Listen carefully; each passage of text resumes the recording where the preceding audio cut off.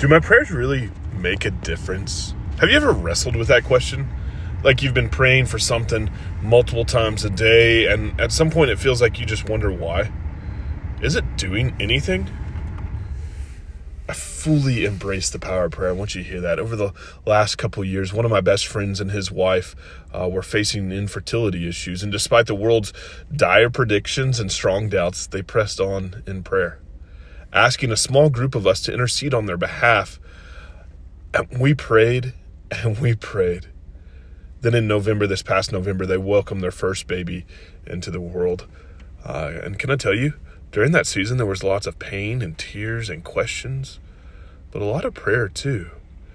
In my life, time and time, the answer to this huge question is absolutely yes. Prayer makes a difference. And it's not just my story or my experience that gives me the most confidence to answer this way. The biggest reason to believe that prayers make a difference is because the Bible, the scripture tells us they do. You read throughout scriptures and you'll be reminded of this truth. I think of when people's prayers in the Bible made such a huge difference.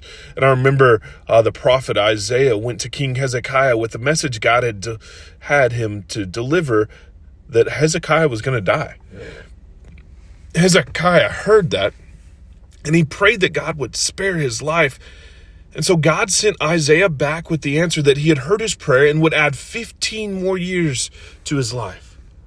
On top of that, he gave him a miraculous meteorological sign that reminded him that God could do anything, overriding the laws of nature.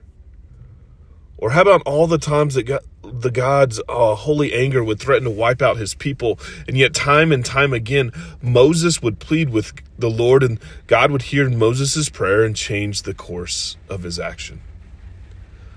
All that said, the very implication of this question is that it does seem at times that our prayer might not be making a difference. I think part of the answer is found by looking back at day 9 of our 21 days of prayer. Another aspect of this, though, is God calling us to persevere. I love the story of the woman who would not give up before the judge that you can read in Luke chapter 18, verses 1 through 8. But in this parable, Jesus teaches that we should always persevere in prayer, even when the answer can be slow in coming. So my encouragement to you today is, if you wonder if your prayers are making a difference, keep on praying. Don't give up. Keep on asking, seeking, and knocking, and God will do his thing. I want to challenge you today to think of one thing you can persistently continue in prayer for, and set reminders to pray for this one thing at least 7 times today. And then as you spend time in prayer, I encourage you to spend time praying for your own family.